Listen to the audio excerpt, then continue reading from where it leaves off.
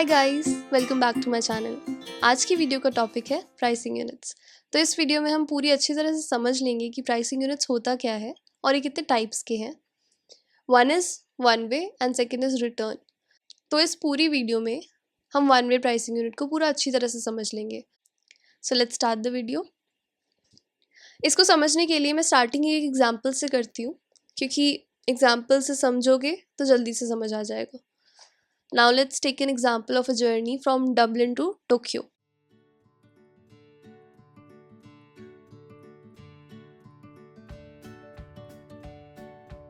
ये जर्नी है और फ्रैंकफर्ट पे कनेक्शन है।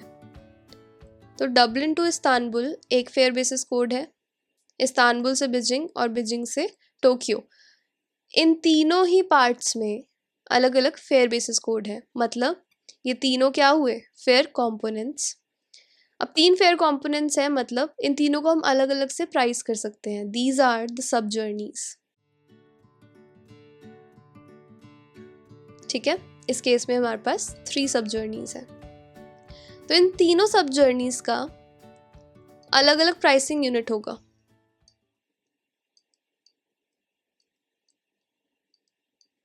ओके, हम इन तीनों ही सब जर्नीज को अलग से प्राइस कर सकते हैं और इसकी अलग से टिकट इशू कर सकते हैं।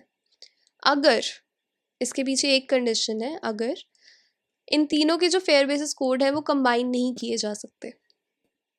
हम कंबाइनेबिलिटी चेक करते हैं कि तीनों फेयर बेसिस कोड को हम कंबाइन करें या ना। तो अगर उसमें लिखा है कि नहीं कंबाइन कर सकते तो हम तीनों अलग टिकट्स इशू करेंगे। लेकिन अगर लिखा है कि इन तीनों को आप सम अप कर सकते हो, तो तीनों को सम अप करके हम डबलिन से टोक्यो तक का एक प्राइसिंग यूनिट बना देंगे, उसको एक टिकट पे इशू कर देंगे और कस्टमर जो है वो इसे ही पे करेगा, टोटल अमाउंट पे करेगा। इतनी सी बात समझ में आ गई तो डेफिनेशन डेफिनेटली समझ में आ जाएगी। So now read the definition.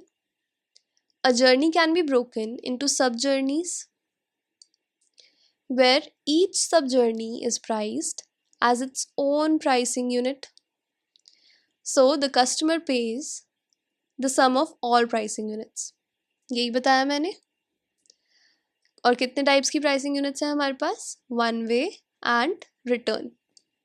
अब इसमें ये याद रखना कि वन वे प्राइसिंग यूनिट में क्या होता है, एक प्राइसिंग यूनिट का एक ही फेयर कंपोनेंट होगा। लेकिन रिटर्न में ऐसा नहीं होता। रिटर्न प्राइसिंग यूनिट्स का क्राइटेरिया ये है, एक प्राइसिंग यूनिट के लिए 2 फेयर कंपोनेंट्स होंगे। ठीक है, जैसे इसी जर्नी में जो हमने अभी देखा, तो ये वन वे जर्नी है, तो हर एक प्राइसिंग यूनिट के लिए एक ही फेयर कंपोनेंट होगा। ठीक है, सिंपल सी चीज़ अभी यही समझा हमने। एक प्राइसिंग यूनिट, एक फेयर कंपोनेंट, एक प्राइसिंग यूनिट, एक फेयर कंपोनेंट। क्लियर? अब आगे समझते हैं। तो अब आ जाता है वन वे प्राइसिंग यूनिट। इसकी डेफिनेशन क्या कहती है?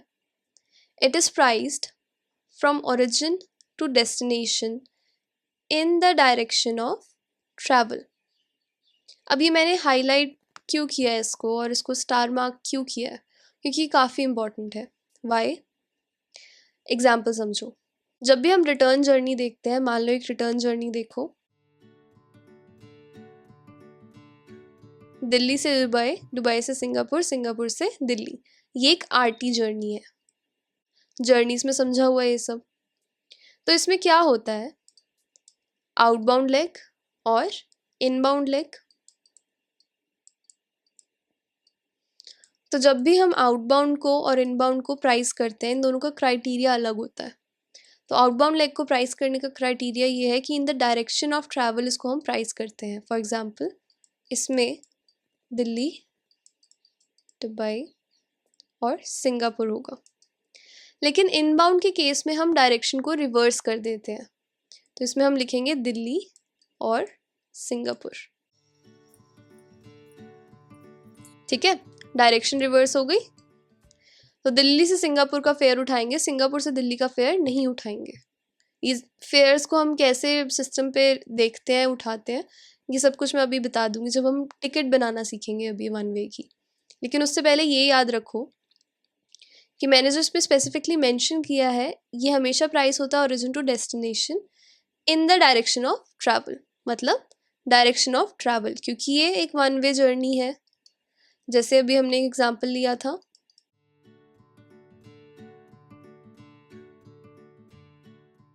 तो इसमें in the direction of travel ही हम इसको प्राइस करेंगे, ओरिजिन टू डेस्टिनेशन, क्योंकि इसमें कोई भी आउटबाउंड या इनबाउंड नहीं होता। ये पॉइंट क्लियर हो गया। चलो अब बाकी का समझेंगे। इसको हम कैसे प्राइस करेंगे, यूजिंग वन वे फेयर्स। अब सिस्टम पे रिटर्न फेयर्स भी दिखाते हैं और वन वे फेयर्स भी दिखाते हैं, तो जब भी आपकी वन वे जर्नी है आप उसके लिए वन वे फेयर्स ही उठाओगे। क्लियर। सेकेंड पॉइंट है इसका, when two different pricing units are present we can issue 2 tickets और 1 टिकट फॉर द जर्नी। अगर मान लो 2 प्राइसिंग यूनिट्स हैं तो हम या तो 2 टिकट्स इशू करेंगे, अगर उन दोनों को कंबाइन नहीं कर सकते, अलाउड नहीं होगा, या तो एक ही टिकट में उसको इशू करके दे देंगे। अभी समझा था, इजी। नाउ नेक्स्ट पॉइंट ये कहता है, also if combination is possible we can issue 1 ticket, otherwise 2 separate tickets need to be issued for 2 different pricing units. आगे बात समझ में। अब है इंपॉर्टेंट चीज़ जो कि एग्जाम्पल है।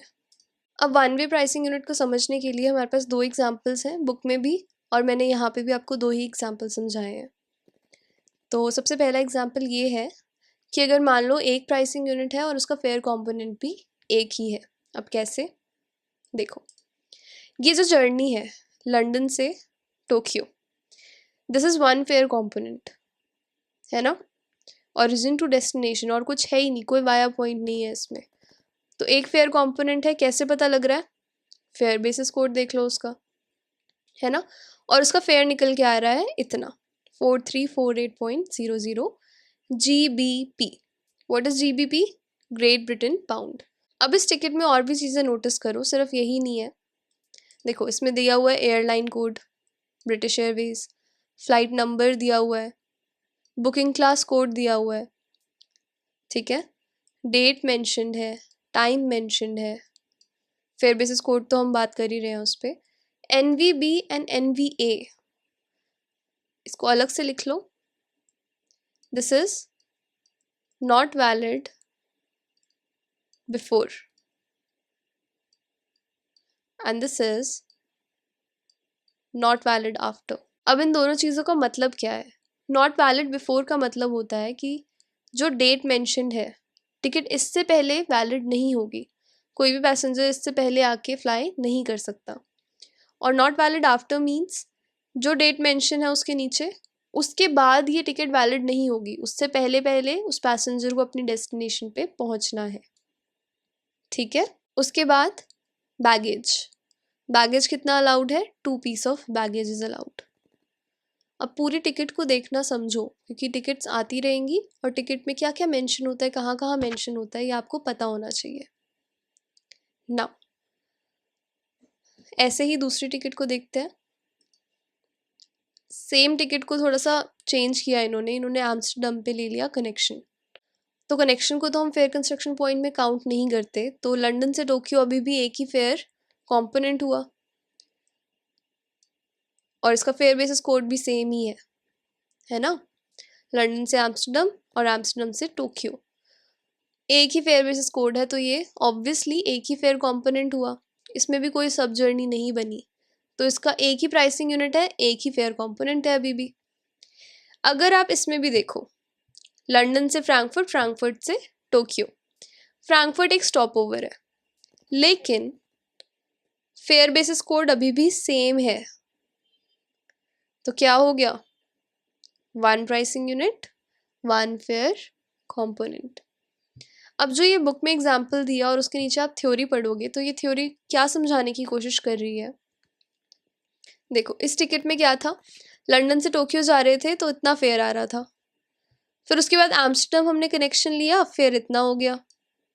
देखो अब बुकिंग क्लास भी नोटिस करो, फर्स्ट टिकट में बुकिंग क्लास है C और फेयर इतना आ रहा है, नो वाया पॉइंट। उसके बाद सेकंड टिकट में बुकिंग क्लास है J, प्राइस हमें पता लग गया कितना है, और एक वाया पॉइंट है विच इज़ कनेक्शन। फिर उसके बाद स्टॉप ओवर वाया पॉइंट लिया, बुकिंग क्लास चेंज करी और फेयर आ गया 3333.00।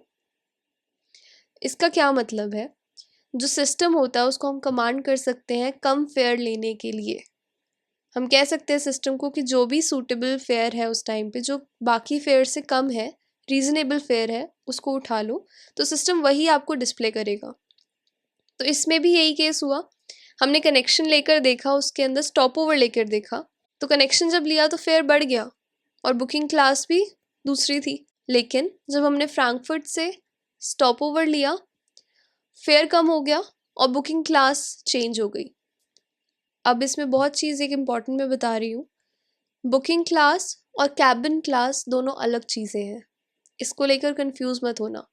कैबिन क्लास हमेशा सेम ही रहेगी, आप कस्टमर को कभी ये नहीं कहोगे कि कम फेयर पे करने के लिए आप इकोनॉमी में ट्रैवल कर लो, जबकि वो ट्रैवल बिजनेस क्लास में करना चाहता है। You never say that. तो याद होगा कि मैंने जब रिजर्वेशन बुकिंग डेजिग्नेटर कोड बताया था आपको, तो उसमें मैंने अलग अलग बुकिंग क्लासेस बताई थी,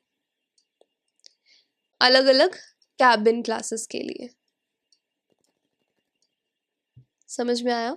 तो कैबिन क्लास सेम ही होगा, लेकिन बुकिंग क्लास अलग अलग हो सकती है, और हर एक बुकिंग क्लास पे अलग अलग फेयर हो सकता है according to that time of period.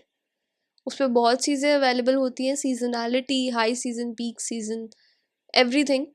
और ऐसी बहुत सारी और टर्म्स एंड कंडीशंस होती हैं, कई बार वीकडेज के ऊपर भी अलग फेयर्स होते हैं।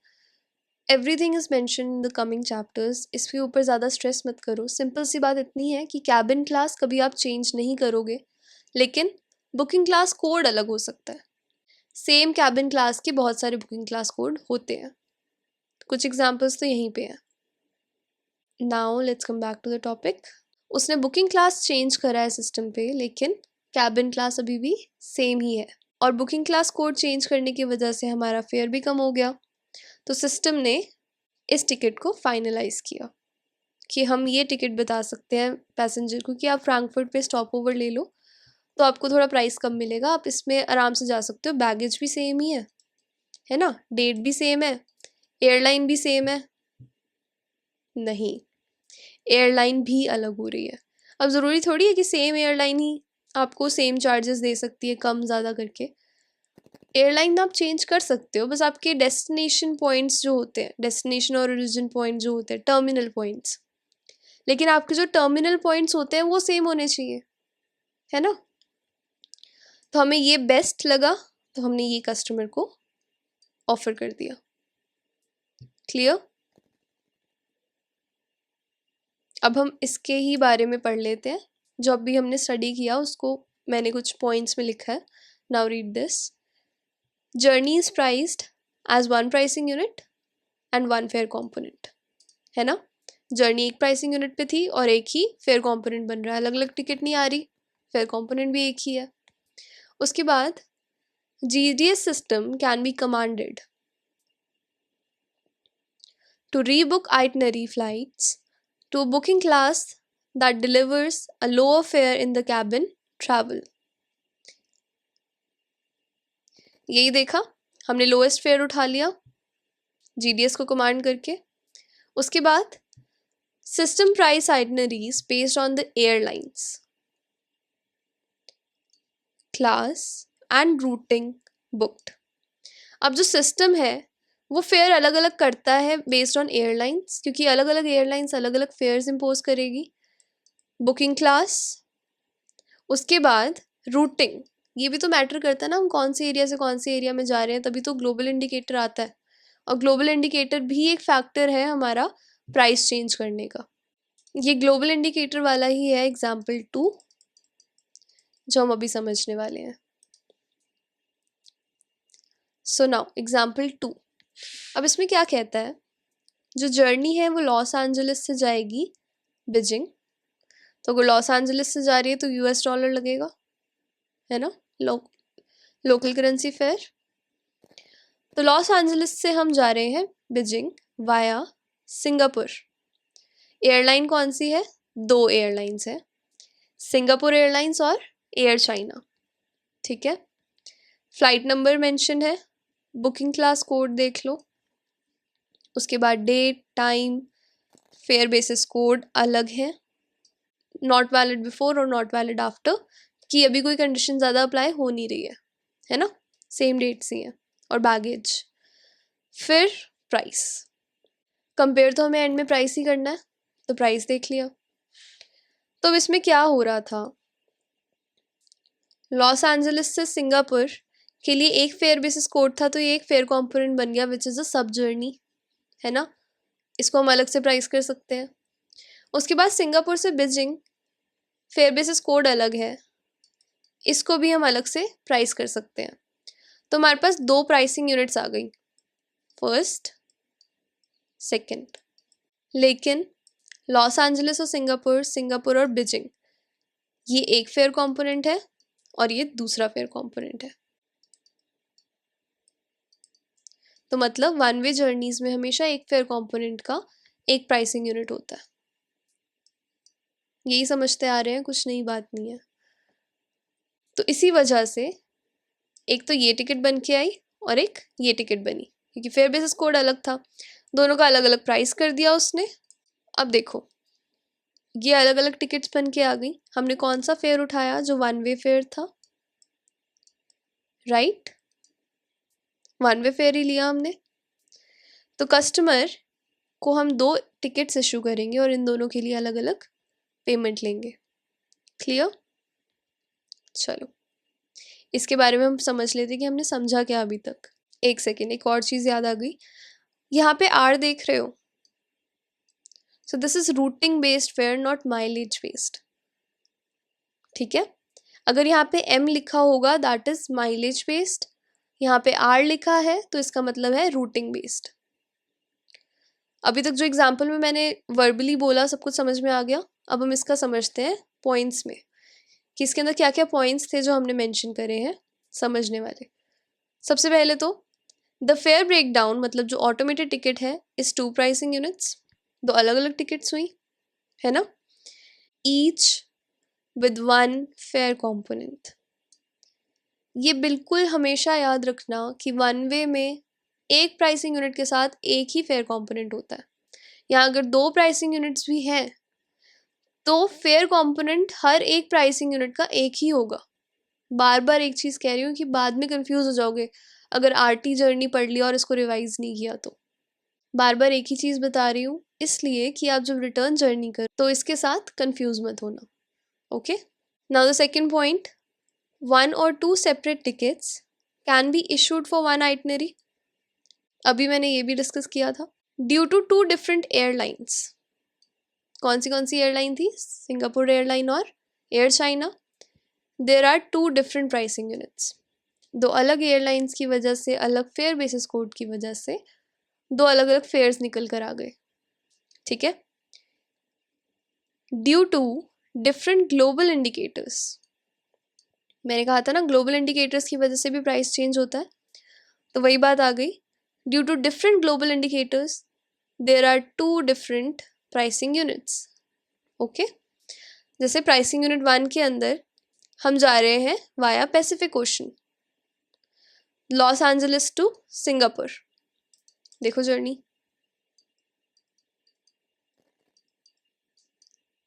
Area one North Atlantic, Singapore area three that is South East Asia. तो area one to area three कौन सा ओशन कवर होता है, पैसिफिक, तो इसका ग्लोबल इंडिकेटर है पैसिफिक ओशन। दूसरा पॉइंट, प्राइसिंग यूनिट टू में हम ईस्टर्न हेमिस्फेयर कवर कर रहे हैं via Singapore to Beijing. How, Singapore और Beijing, Singapore area three, Beijing is in area three, area three Eastern Hemisphere. Okay, तो इससे हमें दो चीज़ें समझ में आ गई, एयरलाइन या ग्लोबल इंडिकेटर अगर चेंज होता है तो हमारे प्राइसिंग यूनिट्स अलग हो सकते हैं, और अगर कंबाइनेबिलिटी अलाउड नहीं है तो हम अलग अलग टिकट्स को इशू करेंगे, और अगर कंबाइनेबिलिटी अलाउड है तो एक ही टिकट इशू हो जाएगी। क्लियर? यहाँ तक तो इजी था, बिलीव मी आगे भी ईजी होगा. So that's all for the day. Thank you for watching. Have a nice day. Bye bye.